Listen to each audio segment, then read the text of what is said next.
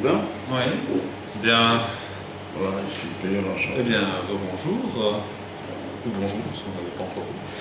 On va parler de Peyo. De Peyo, et surtout de ce bouquin de Hugues Daillet, Peyo l'Enchanteur, qui est une biographie par Hugues Daillet, de Peyo, qui a même fait un petit dessin pour Oui, nous faire dedans, je le montre. Parce que Hugues Daillet est critique de cinéma à la RTB. Mais aussi un dessinateur. C'est aussi un bon journaliste et il n'écrit pas des conneries. Alors c'est bien, voilà. Comme beaucoup. Enfin, oui, mais ça existe. Surtout dans le domaine de la bande dessinée, il s'y connaît quand même. Et il avait entrepris il y avait un projet qui était de faire un livre, une biographie sur Peyo. C'est un projet qui était partagé par la famille Cullifort. Cullifort, c'est le nom de famille de Peyo.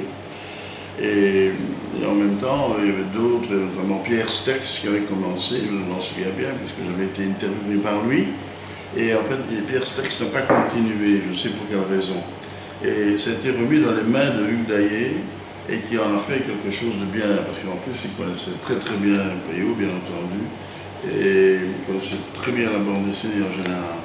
Donc voilà, Hugues a fait un bouquin fort agréable, où raconte toute la jeunesse, l'enfance, qui n'a pas toujours été si tendre que ça pour Peyo. Tu as aidé à ce livre, du coup, tu as interviewé pendant X jours. 3 jours. Il a passé 3 jours à la maison pour m'interroger sur mon passage chez Peyo pendant quand même quelques années, au studio Peyo.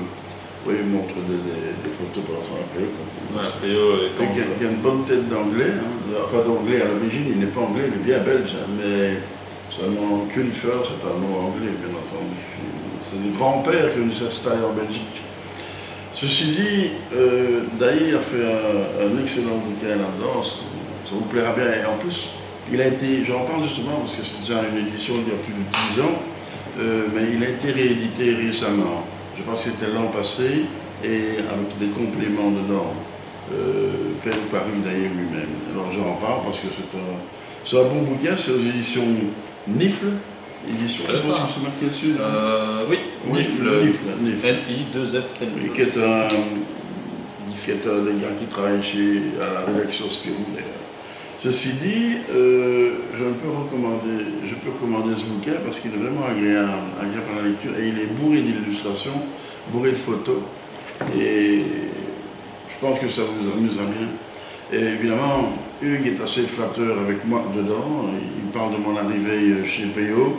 Je suis quand même resté chez Peyo pendant quand même 13-14 ans, à Bruxelles. Et puis en tout, je dirais 29 ans, jusqu'à son décès malheureusement. Et en réalité, il nous a souvent rappelé, Wasterlin, de Guiter ou moi, pour venir terminer l'histoire des Schtroumpfs parce qu'il n'en sortait pas. Il était tellement occupé de plus en plus par tous ces nains bleus qu'il n'avait plus le temps presque de les faire. Il les crayonnait et nous on terminait les histoires. C'est arrivé plusieurs fois jusque le dernier travail en date où on a vraiment aidé jusqu'à la fin. C'était le bébé Schtroumpf avec Wasterlin et Desorguer et moi-même. Voilà, et tout ça pendant 29 années quand même. Donc, Peyo a été quand même pas un prof, mais quand même un redoutable professionnel, très difficile avec lui-même, donc très difficile avec les autres. Et c'est grâce à des gens comme ça qu'on a pu évoluer dans nos bandes dessinées tous. Il était assez fier d'ailleurs de dire que tous ceux qui étaient passés chez lui, il le disait lui-même, avait quand même réussi à faire des livres par après. Et c'est vrai que je n'en connais pas un seul qui n'ait pas fait carrière dans la bande dessinée. Chez lui. Beaucoup, il y en a beaucoup. Il y a deux RIP, Buddy Longway, qui est passé chez Peyo après moi, mais moi je pense que j'étais le troisième. Avant moi, il y avait Francis qui faisait la Forté, qui était un ami, et il y a eu aussi un certain monsieur Dequet, que je n'ai pas connu, mais qui était lui un ami de JDM. Et Dequet était prof de peinture à l'Académie de Charleroi. Il n'a pas continué dans les Schtroumpfs nous ont lui parce que je pense qu'il n'était pas fait pour ça. Tandis que Francis, oui, était fait pour ça, mais lui, il a continué avec la Forté, dont les scénarios étaient faits par Maurice Tilleux. Bon, maintenant, moi je suis arrivé là en 63 chez Peyo, Et je suis resté pendant des années, bien entendu. Et Payot disait toujours, restez bien un an français avec moi. Donc, oui, oui, oui, je suis resté tellement, beaucoup plus qu'un an. Quand même. Mais on a appris le métier grâce à lui. Il ne savait pas très bien d'ailleurs ce qui n'allait pas. Il disait tout le temps ceci, je ne sais pas ce qui ne va pas, mais ça ne va pas. Bon, avec ça, on était... Il avait ce ressenti qu'on a quand, j'imagine, sans me mettre à sa place, mais Oui. quand quelque chose ne fonctionne pas en face de nous, il y a souvent un sentiment Oui. qui te le fait comprendre. Et André Franquin, son grand ami André Franquin, venait souvent parfois l'aider pour faire une couverture de C'est écrit dans André Franquin. La flûte à six schtroumpfs, donc dont on avait fait le dessin animé, c'est écrit d'André Franquin, ça. Et Franquin a écrit lui-même par après, mis en couleur d'ailleurs. Donc vous voyez comment ces gens s'entraidaient quand même l'un à l'autre. Hein.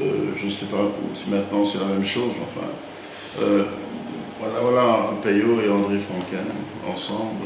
Regardez, voilà, c'est deux grands amis. Et chaque fois que ça n'allait pas pour Payot, ben, André arrivait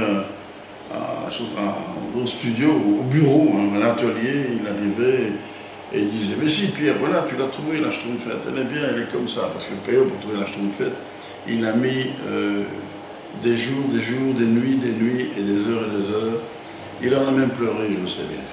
Mais j'étais à côté de lui quand il l'a faite. C'est même moi qui ai écrit la première schtroumpfette. Il avait fait écrire né précis, et c'est moi qui ai écrit la toute première. Chaque fois qu'on la voit, toute blonde, ben c'est moi qui l'ai écrit. Bon, ça, je raconte ça pour la petite histoire. Voilà, c'est toujours... Mais je vous conseille le livre de Hugues Daillet, Payot l'Enchanteur. Ce serait dommage de le louper.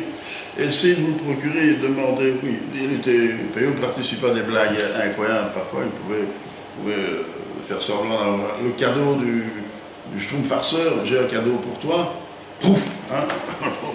Oui, il était capable de tout. Hein. Mais bon, c'était un homme charmant, et en plus, je dirais, comme beaucoup de dessinateurs, tous un peu... Je ne veux pas dire égocentrique, si vous n'êtes pas comme ça, vous ne réussissez pas dans ce métier-là. Il faut quand même penser à soi aussi et travailler énormément. C'est tout ça. C'est assez logique. Je n'ai pas dit égoïste, j'ai dit égocentrique. Ce n'est pas du tout la même chose. Voilà. Et tandis que voilà, j'étais dans les pattes de ce bonhomme et c'était ma chance. Je ne savais pas, mais je je t'interromps parce que les Schtroumpfs, c'est un spin-off de Jean-Pierre Louis. C'est un des premiers spin-offs de la bande dessinée, on peut dire ça. Oui. Du coup, dans Jean-Pierre Louis, tu as toujours ce dessin, je vois, qui est ici à présent, avec ce château. Jean-Pierre Louis regarde. Allez, c'est moi qui ai dessiné, mais c'est pas un Franquin, c'est juste un croquis. C'est Franquin qui avait fait le croquis. Voilà, je vais vous montrer ça. Ouais, je trouve ça un très beau dessin. Ça présente bien l'univers. Voilà, Franquin a fait le croquis. Ici, les deux, ça se voit sur moi, j'ai redessiné tout le reste à l'encre. Bah, c'est ici que tu es cité en plus. Oui, bien sûr. Oui. Payot m'a toujours cité. Hein. Surtout par Jean-Pierre Louis, que dis-je, dans Benoît Brister. Dans Benoît Brister, j'ai fait 4 albums de Benoît avec Payot au scénario. Et non, c'était pas par Payot et Walteri, c'est même lui qui a voulu que je signe. Parce qu'avant, je signais Pops, moi, ce qui était ridicule, évidemment. Il me dit, c'est mon premier pseudonyme de bande dessinée en 1962. Pops. Quand j'ai commencé Pipo et compagnie. Et alors là, je signais Pops. C'était Mitterrand qui faisait les décors, les scénarios. Mais Pops, c'était... Parce que je pensais qu'il fallait un pseudonyme. Tout le monde a un pseudonyme. JDM, c'est un pseudonyme. C'est le genre de Mesmaker. Hein, JDM. Et c'est aussi le nom du monsieur qui a signé les contrats chez Gaston Lagaffe. Un nom imprononçable pour les Français de Mesmaker. Alors, et moi, je ne sais plus ce que je dis. Ah, si, dans Benoît Brister, j'ai non seulement pas même écrit, dessiné carrément tout, et Payot a voulu que je signe mon nom. Il dit, c'est quand même mieux Payot et Walteri. Hein. Bon, Walteri, quel bête nom, le bête nom, ça ne va pas un Walteri. Hein. Ah ben si, il dit, il y a, allez, Walt Disney, Walt Kelly, Pogo. hein, et Walter Lantz, je pense que c'est un truc de Bugs Bunny et autres trucs. Ça sonne quand même. Hein. Et Walt Disney, je ne sais pas Walt Disney, je dis quand même. Alors, je signe en 2 mots. Non, signe comme tu écris ton nom.